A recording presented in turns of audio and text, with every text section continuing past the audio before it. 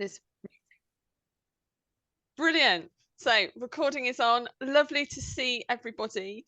And thanks very much for joining us. I'm loving seeing the hellos from various places around the world, as well as our sort of home countries as well. So welcome to everybody from wherever you're coming in from, whatever time zone you're on.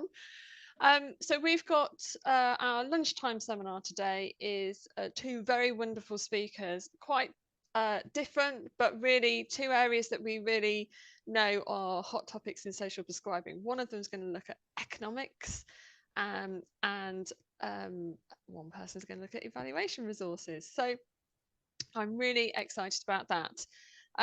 We will be putting links in the chat as we go along. So there might be links to whatever resources, link to one of the seminars, how to sign up for the next seminar, which is on the 11th of October. So just keep an eye on the chat for links. It's worth saying now that we will share the recording and the slides of this seminar.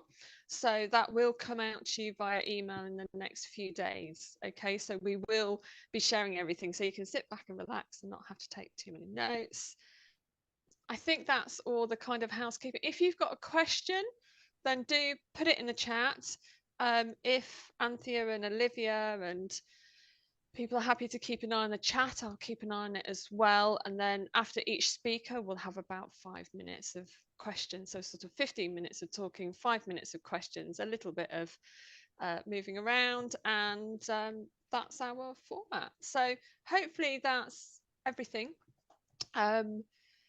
So I think, John, can I invite you to go first? So I just want to introduce John Wildman. So you may have read papers on social prescribing, and there's the Wildman and Wildman papers. So I'm really delighted to have John join us. I'm a real massive fan of your work, John. So I'm just particularly happy that you're joining us today. So professionally, John is Professor John Wildman, the Peter and Nora Lomas Chair in Economics at the University of Newcastle University. And you're a health economist, and your research is largely focused on applied econometrics, and you cover a wide range of issues relating to health economics and labour economics.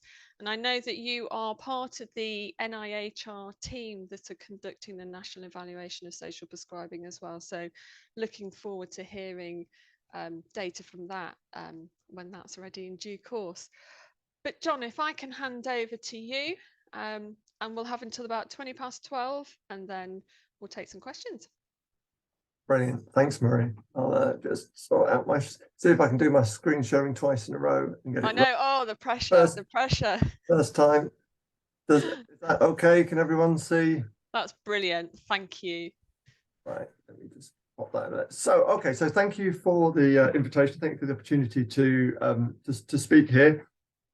As Marie said, I'm an economist by background. So this is very much going to be a quantitative piece of work that I'm presenting, and it's actually going to be based on some of the work that came out of a previous evaluation of the Ways to Wellness intervention that I'm sure a lot of you are familiar with from Chris Drinkwater that took place in Newcastle upon Tyne. And this is joint work with Josephine Wildman, who not only is a co-author but also happens to be my wife. So the overall project was actually led by Suzanne Moffat out of Newcastle, and it was Ways to Wellness, and it was focused on individuals with type 2 diabetes, and it's very much a multi-method study. Now, I'm just going to talk about my work, which, as I said, is all quantitative, but there's been a lot of qualitative papers come out of this work as well. A lot of them have been lead authored by Kate Gibson or by Tessa Pollard, who are both part of the team. And that's been talking to users and providers and link workers. And so there's quite a body of work coming out from this in the qualitative world, which you may find interesting in putting a lot of this into context. And given sort of the general challenges of sort of evaluating social prescribing may give you some good insights into the sort of the evaluation process that we have done. Normally, I'm presenting this sort of work to people who don't really know much about social prescribing. So, so my slides are slightly set up to try and give a little bit of a background into that, but I'm sort of preaching to the choir here. So, I mean, obviously it's about tackling the social determinants of health, identifying and address social needs as adjunct to clinical care. It's about non-clinicians. So we'll talk about link worker social prescribing. I'll just talk briefly about the intervention in a moment, just to refamiliarize people who were aware of it, or inform people who've not come across it before. Aimed at long-term conditions, and it's about this social prescription, personalized medicine. So that there's a lot to it, and it's just interesting having this whole social determinants of health issue being tackled. And again, you're probably aware of the fact, obviously, this is all part of the NHS long-term plan, and the NHS introduction of PCN social prescribing is being evaluated by Manchester University, led by Manchester University, by Paul Wilson, and I'm part of that as a co-applicant, and we're looking at the sort of the Newcastle Gateshead area as part of that. So Ways to Wellness is part of that, Edbert's House, and we're working very closely with Mental Health Concern, who provide a lot of link workers and have a lot of contact in the within social prescribing. Liam Gilfennan is also a co-app with us. Social prescribing, obviously, it's got that international feel, and always I just try to sort of give that at least a sense of that, in the sense of, we know that this, for example, Australia, but the US have a lot of work going around social prescribing. Often the terminology can be different, but the accountable care organizations are doing things that look very much like social prescribing, and tackling with the social determinants of health and doing social determinant screening. So internationally, it's important as well. But again, as I said, a little bit preaching to the choir. And I think where the sort of the strength of what we've done is, there has always been this question about what robust empirical evidence, and whatever you say, the decision makers are very much focused on empirical evidence. So what empirical evidence has there it's been to support social prescribing and its benefits? And the problem has always been, still is, that it's actually very, very hard to evaluate in an empirical way, because it's not very easy to undertake any sort of RCT because of all of the issues involved and the nature of social prescribing. Social prescribing outcomes are based on long-term change. They have this individualization to them. It's hard to think about what the best outcome measures should be for this.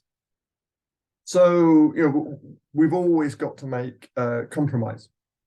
And here, and this is something I think I may have said this before and to some people who are present in this meeting. You're going to be very careful about evaluating social prescribing, because you can pick your outcome and you can set it up to fail. Because the nature of the outcomes are actually very diverse. Now, part of that, I think we sort of saw when we were doing the work on Ways to Wellness, that picking specific outcomes does not necessarily do social prescribing any favors, or the intervention any favors. But here we're just going to be looking at utilization of healthcare services. Specifically, I'm going to be looking at non-elective inpatient admissions and costs as the outcome here. Now, again, that's not the sole element of social prescribing, but of course, if you can demonstrate cost savings, that certainly is helpful for policymakers. Now, we've been very fortunate in the way that the Ways to Wellness was introduced, in that it gives us this option of a quasi-natural experiment, because there's geographical differences in where the social prescribing was introduced. Just before I come on to that, I'll just give you a brief rundown of the intervention. So patients who are eligible were aged 40 to 74, so that matched the NHS health check.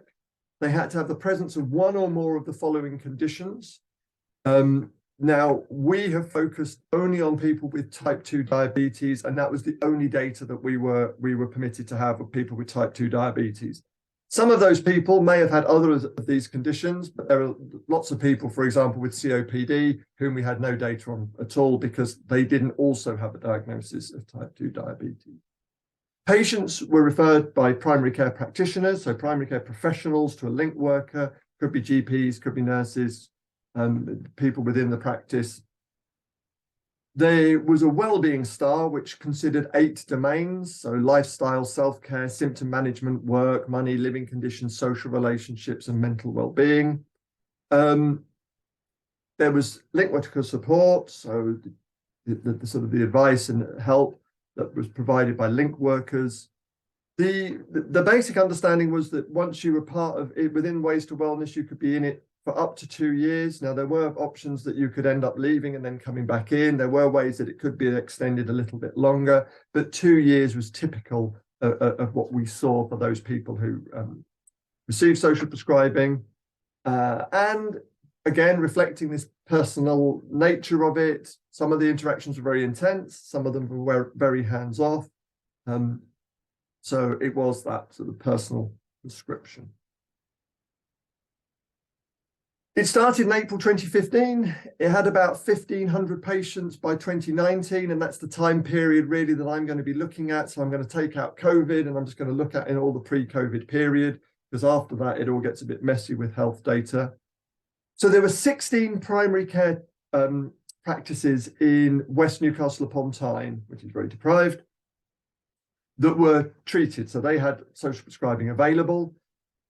There was we've got therefore that we could then use the east of Newcastle upon Tyne to provide a set of controls. So we contracted the 31 GP practices across the area. 13 of the treated practices had agreed to give us data. 11 of the controls agreed to give us data. And as I say, this was all about type 2 diabetes. And as I say, focus on non-elective care. We have data from QOF, so that's the GP registered data. But we've put that quite a long way back, so we can look at sort of how people were pre-intervention. That gives a range of health outcomes as well. We've got data on the intervention, so we know who has received social prescribing. And we have hospital outcome data from the secondary use services data set, which we've linked to QOF and the social prescribing data, and all of that extraction and linkage was done by the North of England Commissioning Support Unit. And that gives us about 50,000 observations on around 8,500 individuals, for nearly 5,000 in treatment practices, and about 1,400 individuals who actually received treatment. I won't spend too long on the methods because I know not necessarily people from quantitative backgrounds, but what we're going to do is we're going to do what's called a difference in difference analysis, which is a way of trying to estimate a causal relationship between an intervention and an outcome. And the key thing here is that in some sense that prior to the intervention, both the treated and the untreated were moving in a similar direction, so that there's not great divergence in their health outcomes or their hospital use pre-intervention. And we've done some testing to have a look at that, or some investigations of that, and there's nothing to suggest that that would be a problem for this. So, and because of the nature of costs, so we've got to take into account that not many people, even among a chronically ill population, not many people use healthcare services. So, we've got to take into account the probability of the use of non-elective care and then the cost associated with that. So we use a two-part model structure that takes into account use and cost, and then we calculate an expected cost based on the probability of use and then the level of cost that arose. But this is, I hope you can see this, it's a little bit small, but this is like the key table. So what we've got here is a range of interventions and outcomes that we can, so treatment controls and treatment group and control groups that we can look at to investigate the social prescribing and the impact and come up with a list of hypotheses. So if you think about treatment groups, we could think about all of the people in a treatment practice as being treated, regardless of whether they actually receive social prescribing or not. And this would be like an intention to treat analogy, as you would have from an RCT. And this would provide us with the most conservative estimate of the impact of social prescribing, if there is an impact. And so that gives us this intention to treat estimate tau 1, and then we would be saying we expect tau 1 to be less than 0. Then we can look at people who have received some intervention. So this is they've had one goal-setting meeting, or we could look at people who have had 2 goal-setting meetings, so they've had more intensive intervention. So we separate those out as well. So now we look at with one goal-setting meeting, and we would expect that to be a bigger estimate. So we expect T2 to be more negative than T1. So when it's less than, it's more negative than. And then if we're having people who are more intensely investigated, we expect them to be even larger, the estimate to be even larger. So we expect T3 to be even more negative. And then we've got, so we can see in rows 2 and 3, 4 and 5, 6 and 7, we have those same treatment groups running through, but we change the control groups. So we can use as controls people within the practice where people were treated, people who are only in control practices, or combinations of the two. And that gives us our sets of alternative controls. Then we have 3 other rows there that we can think about. There's early versus late. So those people who received social prescribing early in the period, we can compare their outcomes to those people who received it later in the period. And again, so therefore we would expect that estimate, so now we're on tau 8, to be less than 0, to be negative. We could also, as a little bit of a check, compare those people in the treatment practices who didn't receive social prescribing. We can compare them to the people who are in the control practices, who obviously none of whom receive social prescribing, or ways to wellness, to be more precise, compare the ways to wellness. And what we would expect there is that their outcomes should be similar. And it would give us some concern if there was differences between these 2 groups. Finally, in a sort of much more complex econometrics setup, I've adjusted for some endogeneity, because it could be the case that there's still a sample selection issue. So that a primary care practitioner, they see people who are most likely to benefit from social prescribing, and they pick those individuals first, and that leads to an inflation of what the average effect of the intervention would be, because you're picking people who are, to some degree, going to regress back to the mean cost anyway. So we try to accommodate those, and I've got a couple of ways of doing that, but there's not so much of interest, particularly US here. But just to say that these estimates, tau 10 and tau 11, should fall somewhere between tau 1 and tau 2. I know there's a lot of information there, and there's a lot of hypotheses being tested.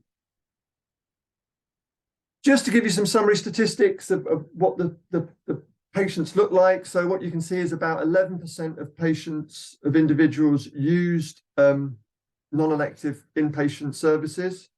And the average cost was around £300 per year. And that was slightly more in the control group than in the intervention group, but not huge differences. The control group was slightly older than the intervention group, but very marginally. The intervention as a whole was far more dominated by men than women. The presence of no additional comorbidity, so that was more likely to happen in the intervention group, so they were less likely to have extra comorbidities than the control group, which slightly surprised us. The area where the intervention took place was in quite an ethnically diverse area, especially for Newcastle.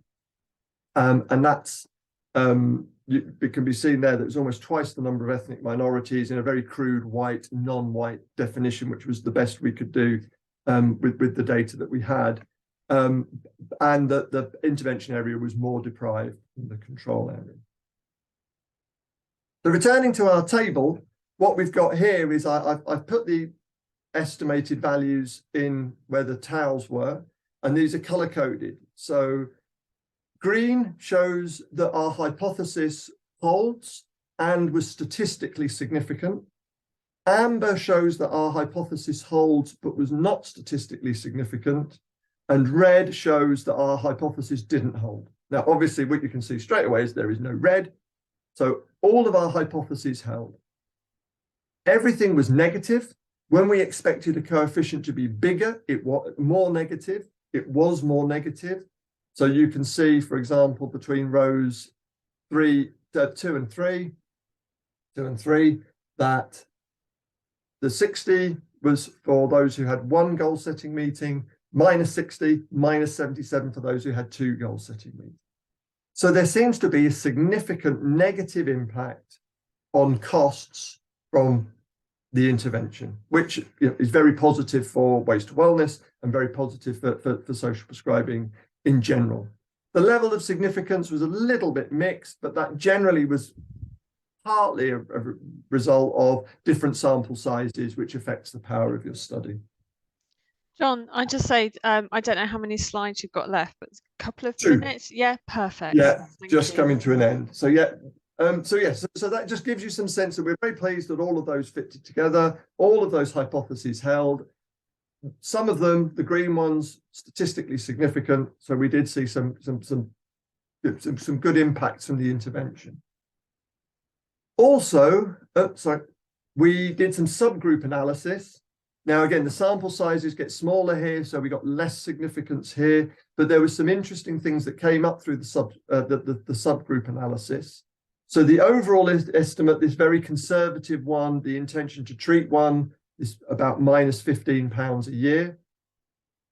If you look at that, what we can see is that the intervention seemed to have more of an impact for men than women. It had more impact in areas of lower deprivation compared to higher deprivation. It had more impact for those with no extra morbidity compared to those with extra morbidity. And those two sets of results, the deprivation and morbidity, that seemed to be from the qualitative work, something to do with the fact that how much other things you were having to cope with was moderating how much of an effect the social prescribing intervention had. So if you had lots of comorbidities, people were really actually struggling with lots of things, and social prescribing was helping, but not to the level that we were expecting, that you were seeing with people who only had one chronic condition to manage. We did see some big effects for people, for the non-whites. And so I know it's very crude ethnicity definition, but we did see a very big effect for them compared to white individuals. And we saw that the older age groups benefited more than younger age groups. And that sort of covers what I've got on my conclusion slides. It's a snapshot in time. I mean, there's been a lot changed there since COVID, and there's been some nice qualitative work that's come out of the project about the social prescribing and the importance of link workers during the COVID period. That does give us a sort of a sense of, there's some robust evidence suggesting a reduction in non-elective care, inpatient care and costs, which, I think demonstrating that there's some real benefits there to be had from social prescribing. And that's it. Thank you very much, John. I have to say that I think just listening to you present demonstrates why having a health economist as part of a team is really, really important, because it is very complex to actually break down all the different types of data and, as you say, in a robust way, start to dissect where there are potential savings. And I know that the most frequently asked question I get has always been around costs associated with social prescribing, and are there cost savings and where are they? And I think what also you've demonstrated is, even with Ways to Wellness, which was a very collaborative setup from the beginning, and there was a lot of buy-in from Guy Pilkington, who was the commissioner in Newcastle at the time, you still couldn't get data from all of the practices. So actually getting the data, and then you could only get it for the type 2 diabetes. So that access to data is a real issue. I don't know if I'm not sure if people put questions in the chat, because I think they're still reeling from seeing equations in a social prescribing presentation. That possibly is a first. I was really interested in actually this sort of increase in men that were in the intervention, because actually a lot of data shows that often it's women that are more frequently using social prescribing. So I don't know if you had any thought, is that something to do with the referring, or any ideas why that might be? To be honest, like no.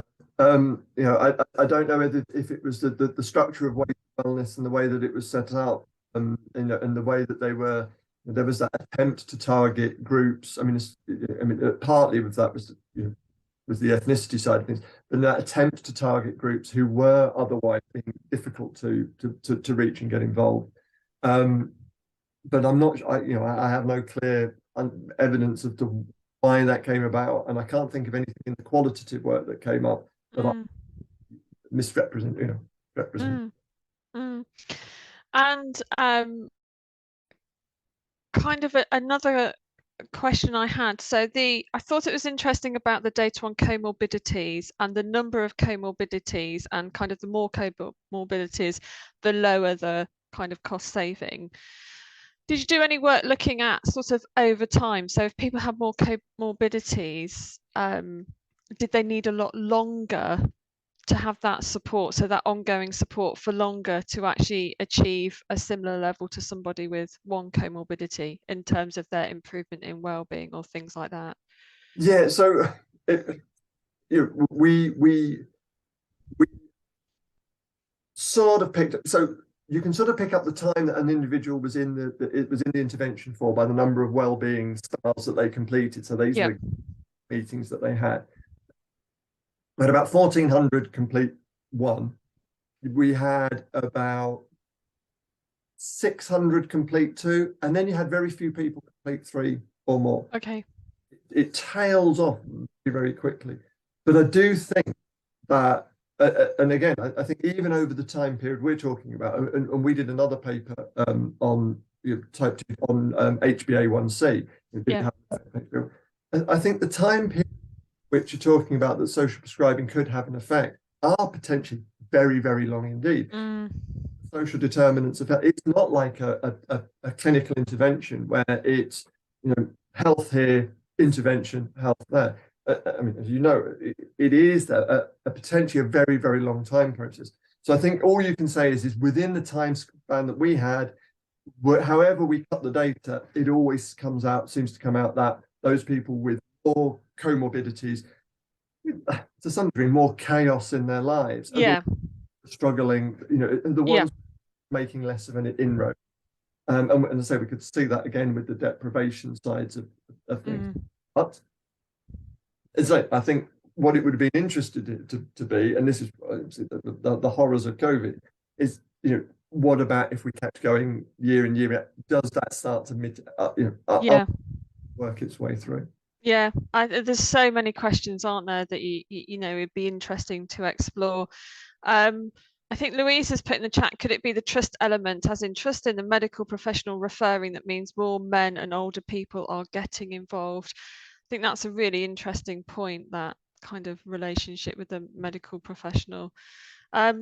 Just going back to this kind of longitudinal discussion, that I can't remember whose paper it was, but they demonstrated there was an improvement in well-being after the third visit to a link worker. So the number of times a person saw a link worker started to affect, and again, smaller end value, but started to affect at what point you would see a statistically significant improvement. So I think there's all sorts, aren't there, of nuances just coming I mean, there's many ways to cut that.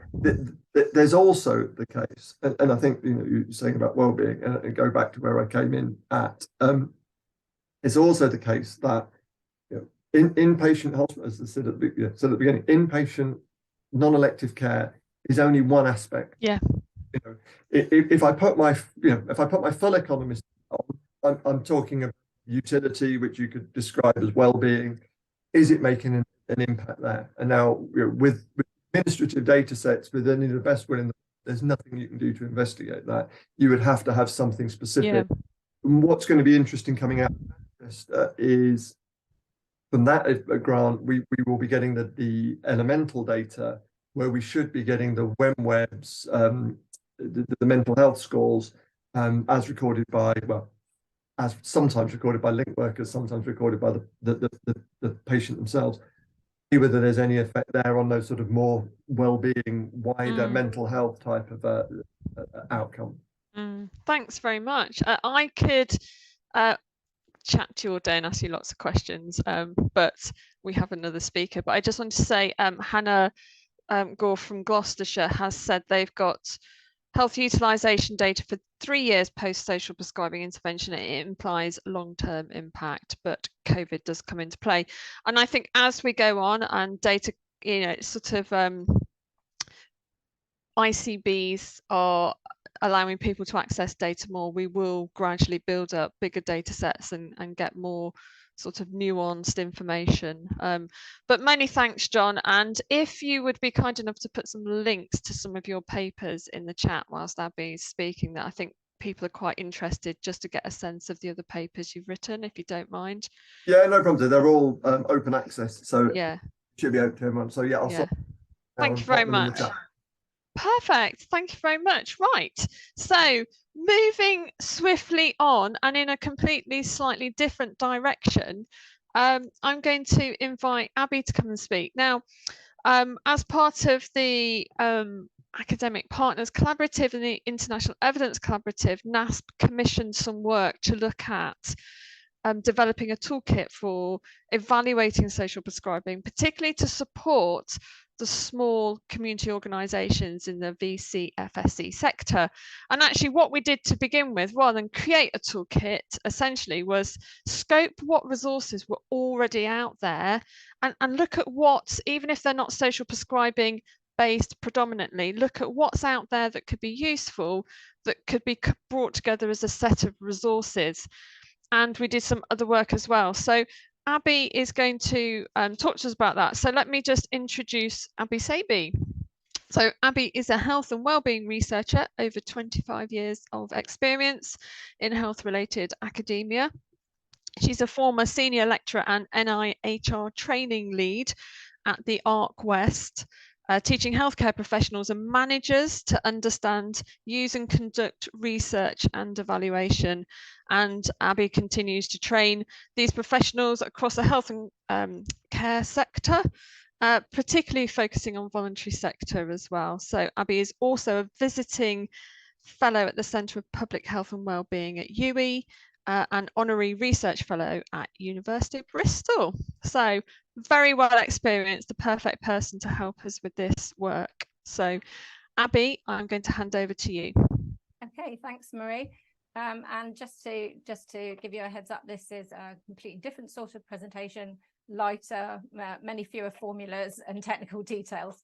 So just you can sort of take a relaxed approach during this. Really just great to have the opportunity to share with you the work that we did as a team. Sorry, I'm just going to put this on slideshow. I think there'll be a sigh of relief, Abby, that there's no more. I don't mind a formulae and equation, to be honest, but I'm a bit of a geek when it comes to those things. Can everyone see the slides there? Yeah, that's great. Okay, yeah, okay, great. So this is just an opportunity to run through with you the work that we did. And as I say, I think I'm just really pleased that I've got the time to do this today, because we did the work a while ago and the work has just been published online, but it's always great to know at the time that happens that you actually are reaching the right audience for this. These things, the value of work like this is getting it out to the people who find it most useful. So it's brilliant to have this opportunity. I just want to move there we go. Sorry, I'm just moving something on my screen. Yeah, so it's brilliant to be here. I'm one of the 4 authors that you see there for this work. This is very much a team enterprise with Marie, Helen Sears, who's also on the call here, and Professor Helen Chatterjee from UCL. And as Marie has already highlighted, really the purpose of this was to really undertake hopefully a very practical but rapid scoping of the resources that exist for supporting evaluation of social prescribing, particularly in the voluntary community, faith and social enterprise sector. It was felt that, you know, some really useful work could go on as a sort of precursor perhaps to decisions about sort of providing a toolkit in future, or perhaps some sort of web-based resource. There's a sense really that there was a need to sort of rationalize access to the resources that exist. And it was particularly satisfying for me to be involved in this and to be asked to get involved, because it's something I hear so much from all the teaching that I've done in the past, but also continue to do to support people with evaluation. And it's so needed. It's one of the most common questions I get asked is, I just want, you know, I want to be pointed at the toolkits and the resources, but there's so much there and I get overwhelmed as soon as I look. So it was very satisfying to sort of be part of that team to rationalize and highlight what are practical and accessible resources useful to evaluation of social prescribing in particular. So in the time we've got, I'm just going to run through really what we did, what was involved in the scoping, a bit about our methods and how we approached that, because you know, it's quite a mammoth, potentially a mammoth sort of field of resources to wade through. So we sort of rationalized a method together, and what else we did to really just spend some time digging around in the challenges of evaluation in this sector. So just to give you a flavour, this was a pretty rapid project, ran from February until a final report was completed back in May, initially, the initial draft. So as I say, quite short and fast piece of work. But in that window, we took a varied approach to gathering information and did what we felt was most useful, sort of range of methods to sort of get a feel for the resources and, as I say, the challenges. So we started with drafting out a call for evidence from the sector itself. You know, no better place to start than by actually engaging those people we're trying to reach out to, and to find out really what tools people were accessing to support evaluation, a bit about some understanding really what are people's top choices of methods and measures, which I think was particularly useful bit of information for NAS themselves who commissioned this work. But also to get just a dip in with, you know, short survey questions about people's training needs and knowledge needs around evaluation, and just get a sense of what it is that people would like in the way of support and resources. So the survey went far and wide via various networks. I'll come back to that detail in a moment. We also conducted, second thing we did was conducted searches of websites and Google Scholar.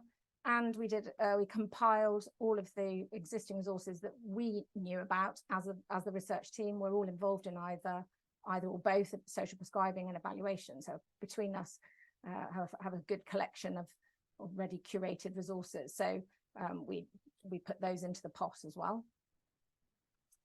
We also held a number of one-to-one discussions with key people who were either suggested to us or who came forward.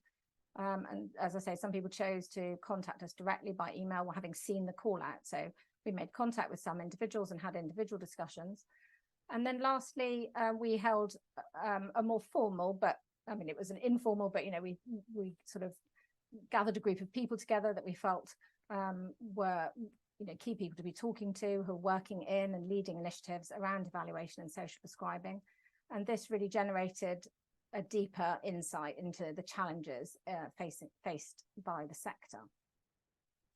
So just to give a flavour or an overview, really a rapid overview of the organisations represented in this work. So on the left, there's some detail of where the evidence call was circulated. And this detail is all in the report if people want to see organisations are all listed there. And on the right, those were the sectors represented at the round table discussion. So we felt it would put the invitations out, and the people who came, we felt, gave a very good and broad range of interests in across the sector, but also in different types of evaluation, different types of social prescribing being included. So that was a great turnout. So this is the interesting bit, really. So what did we find? So we had 37 responses to the survey in the month that it was open. Those gave us lots of replies talking to us about individual measures that you used. That was the majority, really. The bulk of the response was very much around these are the hands-on sort of outcome measures that we reach for. But only 4 of those replies actually highlighted specific evaluation toolkits that people were using, and none of those are targeted specifically at social prescribing. The websites and Google searching and the sort of collation of team resources, that was the most productive, or that generated a large number of resources. So we got 46 resources that way. In terms of the one-to-one discussions and people who emailed us, that generated 24 evaluation resources. And so overall, we reached a total of 74, really wide range of things, some toolkits, I'll talk about that detail in a moment, but 74 items really that we reviewed as a team in order to decide what was relevant to include in the final pool of resources relevant to social prescribing. So we made some exclusions. For example, we excluded resources which were paid for, as we, this is a common barrier to their use, and felt that that was better to, we've identified those but kept those out because we felt they were less likely to be used.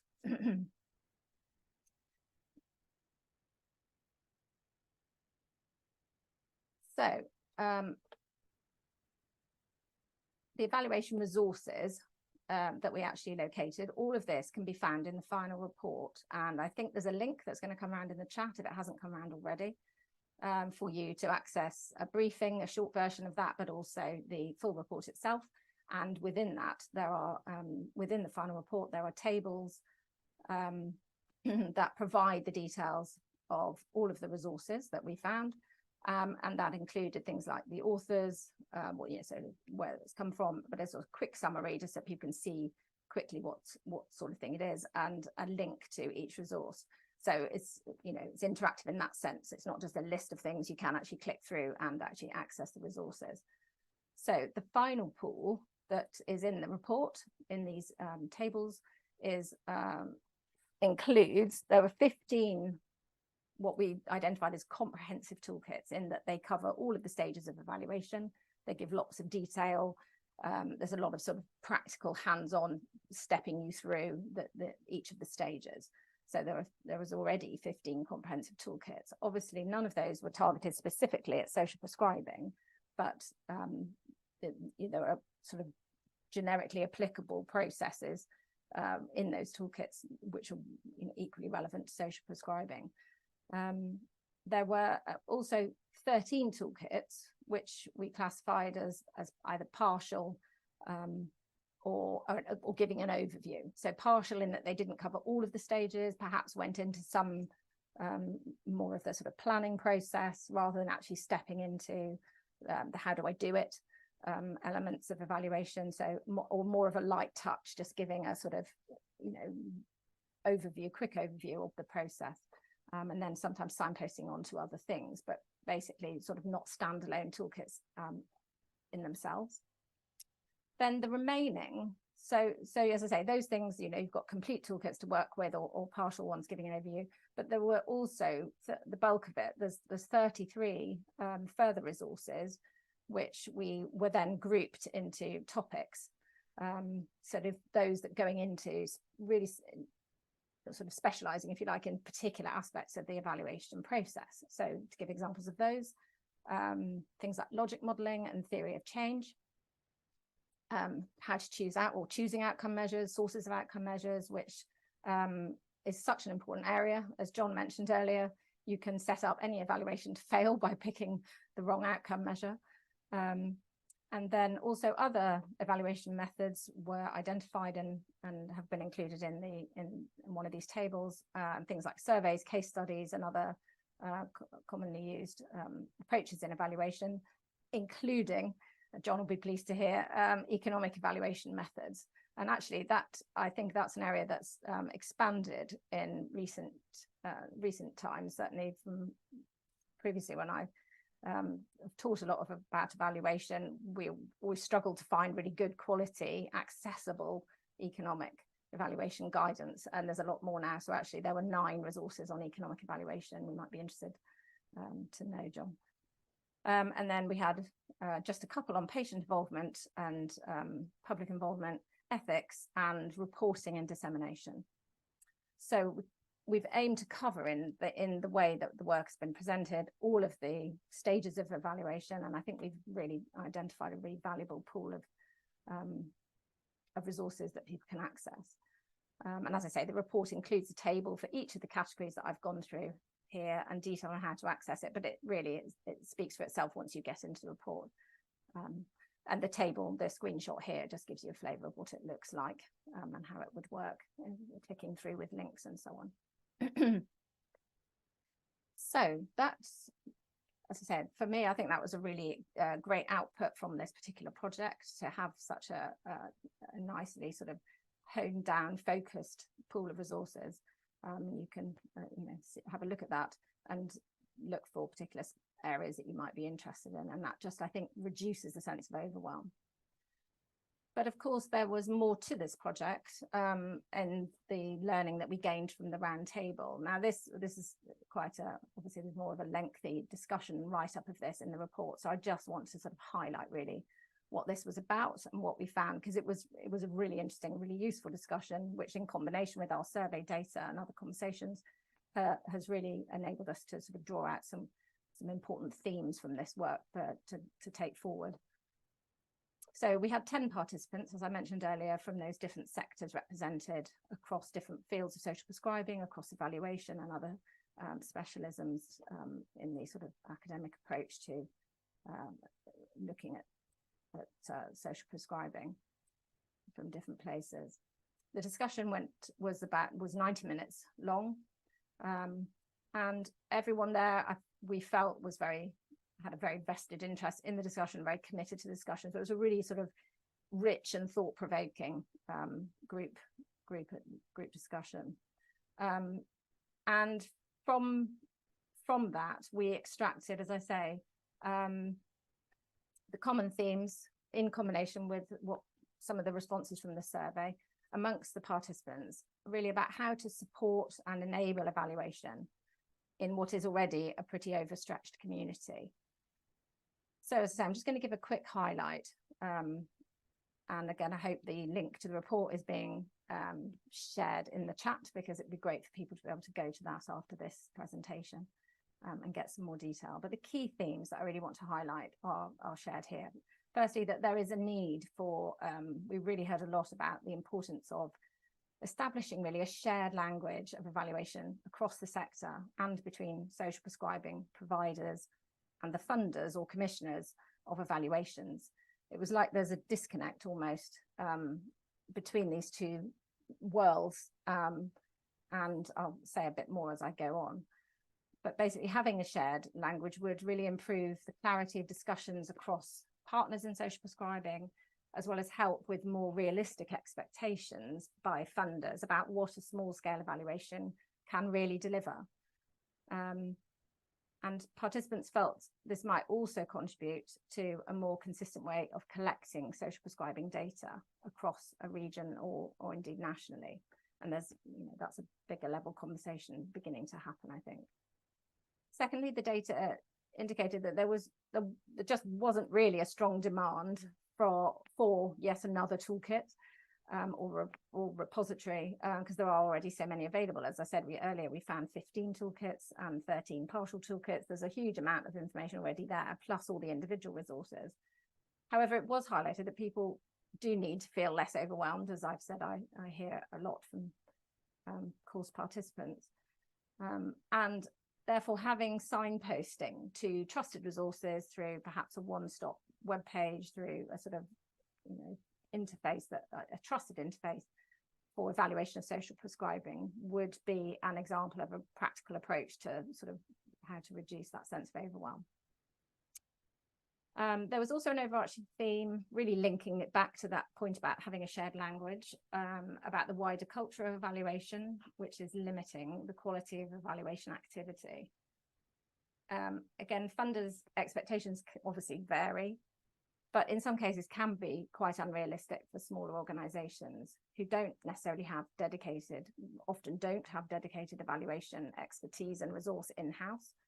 And doing evaluations can be very demanding and disruptive to actually the services that are being delivered and trying to be evaluated.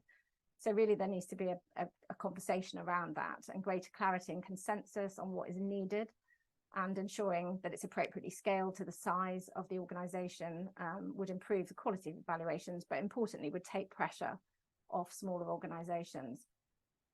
So for example, a more standardised approach to evaluation data collection would help agreement and clarity about what to use. And then lastly, there was a theme really about the capacity for evaluation, linking on from what I've just said. In many small organizations, which can be very limited. It means people have to squeeze evaluation in around their day job, but they don't necessarily have much training or expertise in evaluation methods and approaches. So they're reaching somewhat blind for resources to use and how to do it. So as well as the survey highlighting gaps in knowledge, the roundtable discussion also suggested that there would be value in what the group termed foundational learning about the what and why of evaluation, to prepare people really to overcome that initial fear. What is it? What do I do? How do I go about doing that? And really understand what questions they need to ask, rather than just reach for the nearest outcome measure and churn something out. And this, if we had a sort of greater expertise and some of this foundational training, it would help deliver more meaningful evaluations in organizations. Hi. Oh, sorry. Somebody said hi. Sorry. And other point, really important, that's the last point, is no less important, that training also urgently needs more funding for both course fees, but most importantly, perhaps backfill for people to cover their posts whilst they attend training.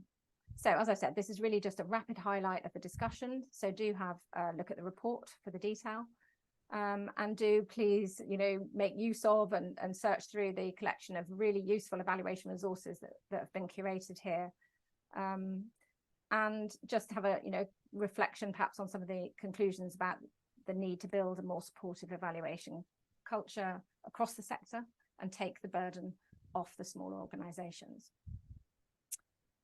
So that's pretty much all I was planning to say, but I think we'll have time for some questions in a moment. But just to finish, of course, would like to thank everyone who took part and supported this, and to Anne Hunt for commissioning the project. And I hope you all find the report and its resources useful. Thank you. Thanks very much, Abby. Apologise for shouting hello at the end there. My son came back from school early. I thought I was on mute, but wasn't. Anyway, thank you so much for going through all of that. That's fantastic. I can confirm I have been putting the links in the chat. Thank you, Olivia and Anthea, for doing that. And that has gone out live today on the NASP website. So there are lots of resources for people to look at, and I think there were some really good points there, weren't there, at the end, about the actual kind of culture, which probably everybody's quite aware of. Yeah. Do the evaluations enable aggregate impact report? I'm not sure if you mean, Sean, there, if you mean the evaluation resources, or I'm not sure. Perhaps you can clarify, Sean. Yeah, so we held a focus group on Monday. Thanks very much for the presentation, by the way. It was great. And I think one of the things that we're seeing in the largely social sector of some of the things that are happening are the stories that are coming back from people in terms of the impact this is having on people's lives. But if we think about health services, they're more concerned with health service utilisation, so they tend to be more concerned with quantitative pieces, whereas stories in the social sector, so we have a different budget in the social sector versus the health sector here in Australia. I was just trying to get an understanding. Does the evaluation report, and I haven't looked at it yet, Abby, so it might be in there already, but It's just the opportunity to, if in a logic model, if you think about sort of outcomes and then impact, is sort of that ability to sort of aggregate impact so that people can see the impact of the activities as a, you know, an overarching impact report. Is there anything that, does it enable that? Does the report do the evaluation framework, sorry. Oh, sorry. Yeah. I mean, yeah, as I say, there's a lot in there. I wouldn't, it's difficult, I think, to get into the detail of what you were saying just now. But yeah, I think that there are certainly resources in there that will help with that. But of course, you know, there are different levels of evaluation. So there are some much more sort of basic and simple approaches, but yes, there are more complex resources to support more complex inquiry like that. Okay, thanks very much. So we are coming to the end. There aren't any more questions. Miriam has said that they've developed a similar toolkit which helps people to avoid focusing too much on effect studies and focusing more on evaluating the quality of projects. And I think, you know, what we've heard from Abby and John are kind of opposite ends of the spectrum almost, that there is a requirement for robust empirical evidence that's quantitative, you know, and this natural experiment approach of being able to use system data is a great way of getting around trying to run an RCT to begin with. But there is a huge need for simple, effective evaluation that looks at the other aspects of social prescribing. And I think Abby and John, you've both made the point that, you know, it's not either or, and that needs to really be discussed with the person that's commissioning the evaluation to begin with, and what's doable, what's feasible, not just that a particular commissioner thinks that they want this and then everybody sort of really struggles to provide that data. So lots to think about. The resources there, go and have a look at them, let us know what you think. You know, another one on the list for the evidence page for NASP, which is fantastic. So we will send the slides and the recording out to everybody that's here. And our next lunchtime seminar will be on the 11th of October. And we have Stephanie Tierney presenting in October on the implementation of social prescribing link workers in primary care, looking at a realist evaluation from 7 sites in England. So that will be quite fascinating. And also Professor Godzi Ozakinchi, so I may have pronounced that surname wrong, but looking at the process of connection and how we make it clearer to advance social prescribing evidence and practice. So really quite diverse topics that we've got within this series. So there's an email in the chat if you've got any more questions about the talk. For evidence at NASP Info. John's posted lots of his resources. Definitely worth reading all of those papers as a kind of group, because it is quite fascinating to get the empirical evidence and the experience of participants and link workers from the work up in Newcastle as well. So I just want to say a massive thank you to John, to Abby. Anthea, any final word from NASP? No, just to say thanks very much for 2 really interesting presentations, and we're really thrilled that we've been able to publish this one today. And John, you know, I just think it's fascinating, the kind of thread between the two, and we'd just love to speak to you further about that. It's absolutely fascinating work. Brilliant, thank you, Anthea. Brilliant, so we'll see you all on the 11th of October. You can go off and put the kettle on now and do everything you need to do for a 1 o'clock, or go to your next meeting, whatever's happening next. But lovely to see you all. Thank you very much. Thank you.